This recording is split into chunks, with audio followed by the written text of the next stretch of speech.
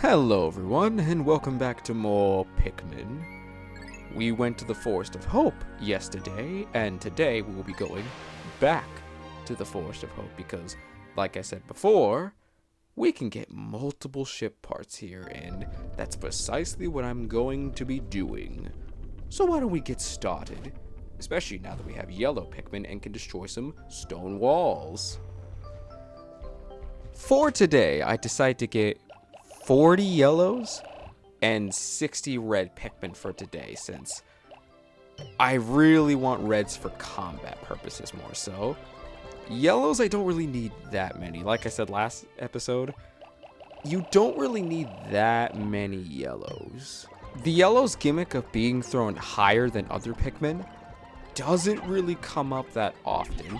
Sometimes it's for getting some pellets for the most part, and some ship parts, but that's really it. And those ship parts are kind of few and far between, so I often find that it's best to usually have about 20 yellows at most. Sometimes 25 or 30 if you think you're going to need a lot of bombs and you're going to be destroying a lot of walls, but that's really about it. Typically, I don't really have a bunch of yellows in the field, unless I'm raising a bunch of them up, or in that case, it just makes raising them up a lot easier because I have more Pikmin to carry things back to the yellow onion, and I don't have to worry about organizing and shifting them from red and yellow. So, for purposes like that, I tend to have a couple more yellows than I may actually need. But generally, for the most part, I won't really have too many yellows going forward. Thankfully, we're going to be getting a very helpful ship part immediately, the Whimsical Radar. I won't be reading all the descriptions in the Olimar voice that I've been doing, but I basically did this just in case there are some I do actually read, and so that you can read them as well, because I do like a lot of the flavor text. It is pretty funny.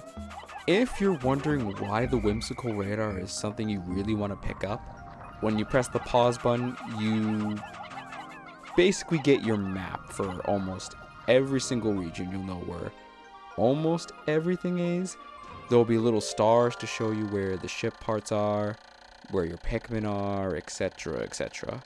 This can also help you with the end of the day scenario, where if you're not sure where a Pikmin is, just pause the game, see the little dots where they are, and then go find them immediately. It's very helpful for the end of the day scenario. So good, in fact, it's not even funny. But do you know what's not funny?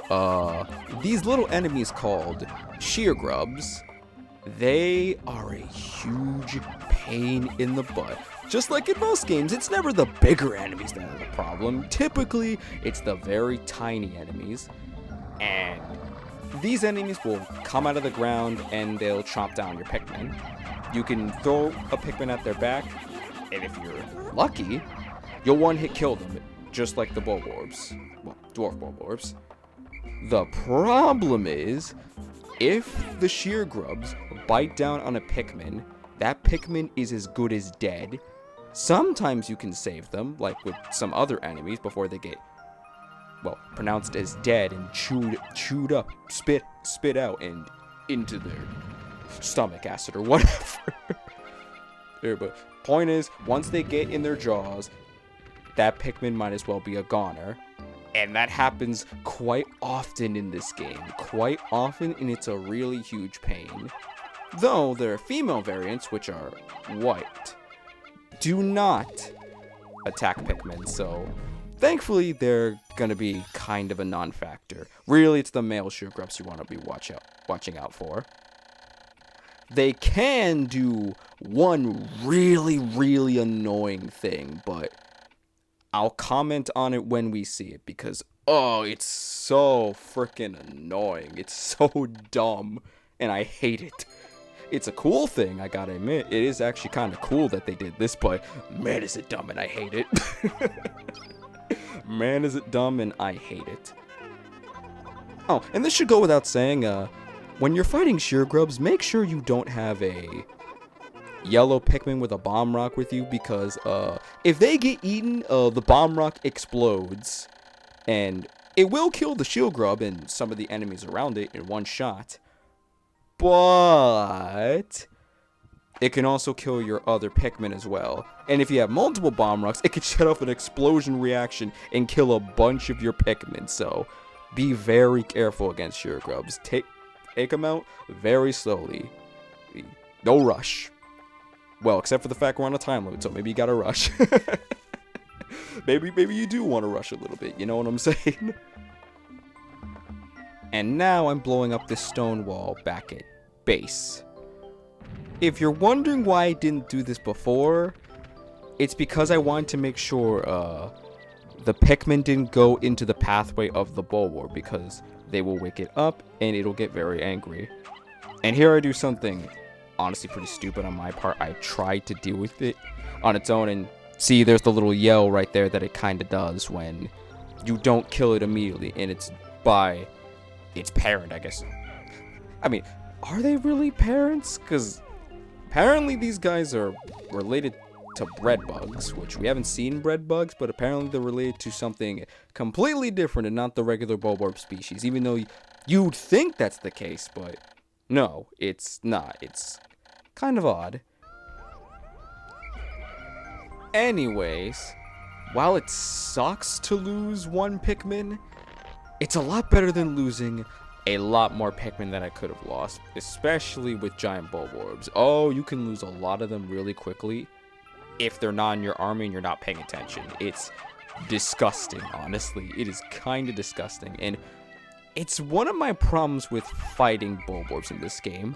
For some reason, even though the best way to kind of deal with them is to get behind them and have your Pikmin kind of get on its back or throw Pikmin at its back, for some reason they've been really finicky. Like, I don't know what it is about Pikmin 1, but sometimes the hitboxes can be really finicky, where even though it looks like it should work and it looks like you should be doing damage, sometimes you just straight up don't, and it often ends with you losing quite a number of Pikmin.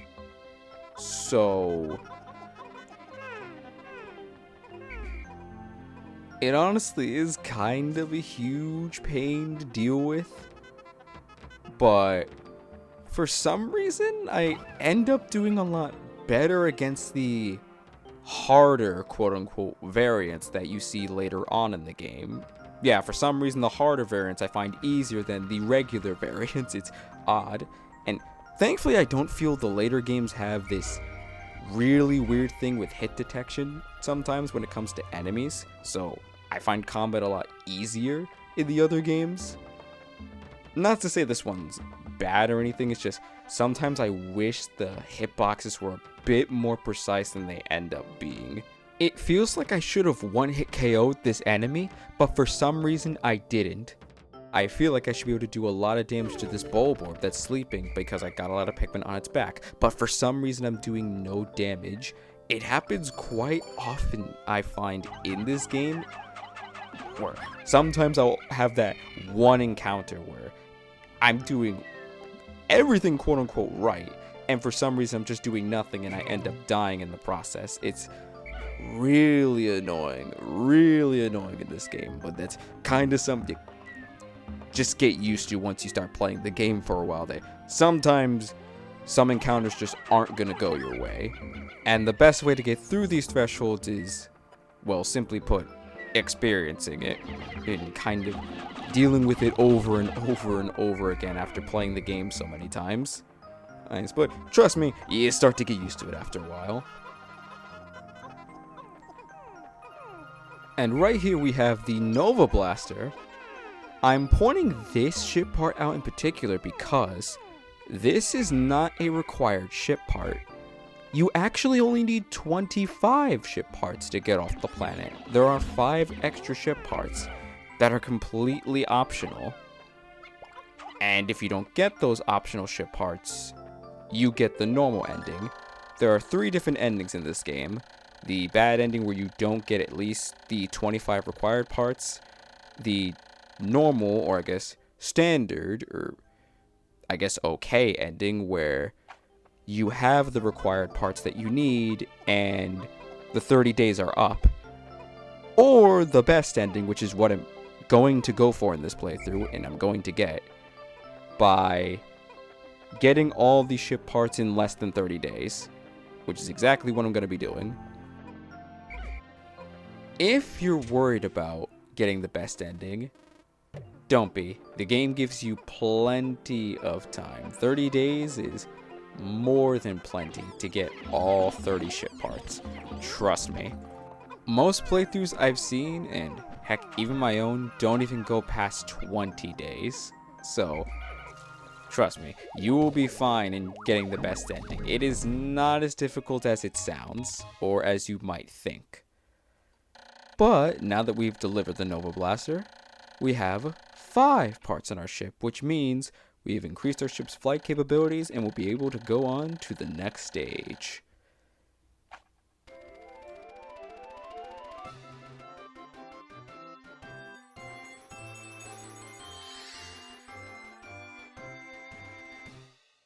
See, I told you there's multiple ship parts here and we can get more than one today.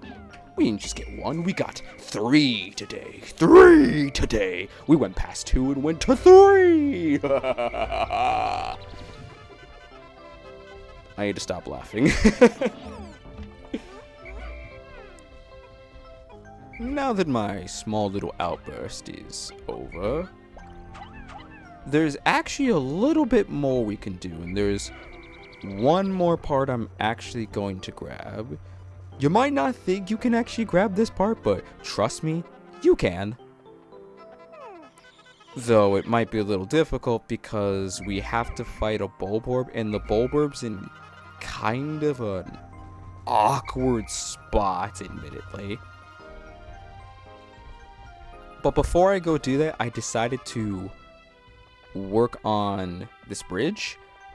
We can't actually get the thing that this bridge actually gets you, but we are going to be coming back to this area at some point. So, at least at the time I was thinking, let me just get this bridge done, or at least start working on it a little bit, so that way when I come back here, I have to do very little work because there's 2 bridges that have to be built, and we can't exactly build the other one because it's across, well, the shore, I guess you could say, or in reality it's just a little bit of water, and the thing about that is, well, Pikmin can't swim.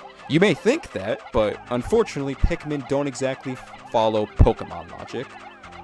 So, dang, I guess it was a lie. Well, technically plants can actually drown if you give them too much water, technically, so I guess it's technically not wrong, but anyways, point is, Pikmin can drown, so be careful with that, especially when they're near bodies of water, which is going to be a little bit important in the next area and another area afterwards that is entirely surrounded by water.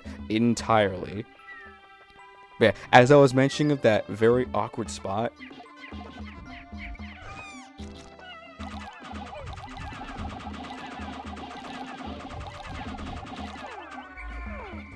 yeah, I didn't exactly get so lucky with this Bulborb and lost 3 Pikmin, which, honestly, I've lost a lot more Pikmin, so this could be worse. And we have the Shock Absorber.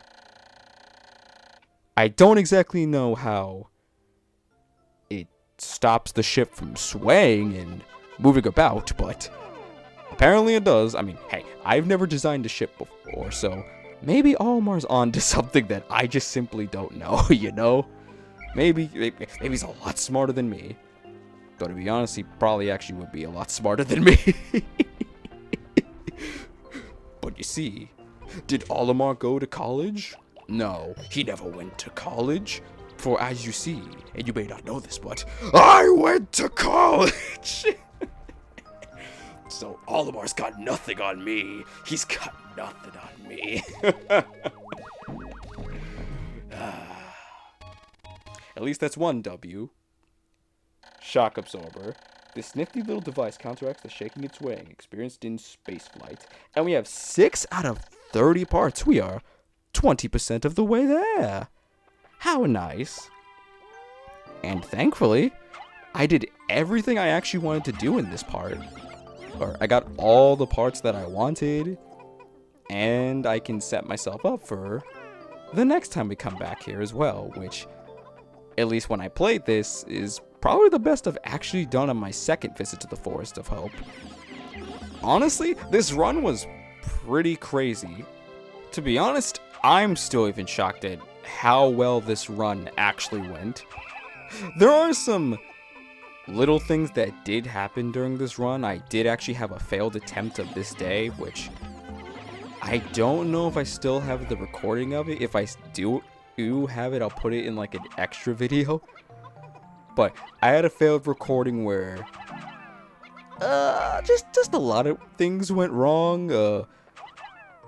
Basically almost 60 to 80 Pikmin got left behind because of how Pikmin carrying back AI works.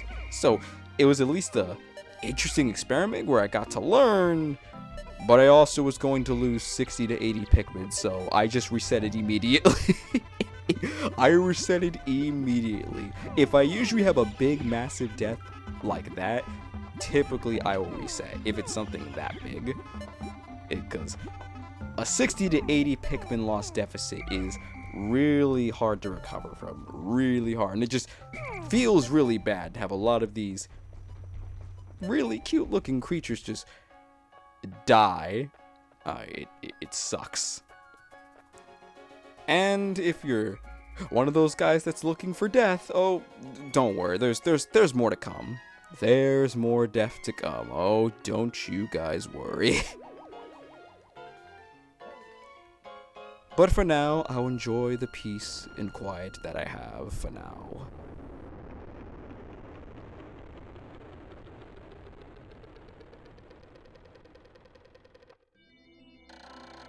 Day 3 since impact.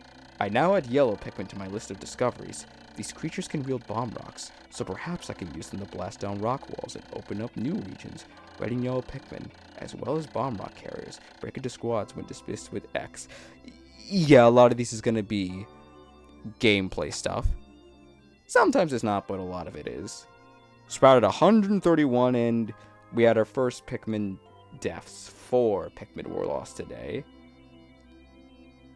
But hey, only 24 ship parts remaining, so hey, we're moving up in the world. You win some, you lose some. That's just how the game goes. Anyways, I'll see you guys for day 4. Ciao, Guardian. Signing out. Ciao.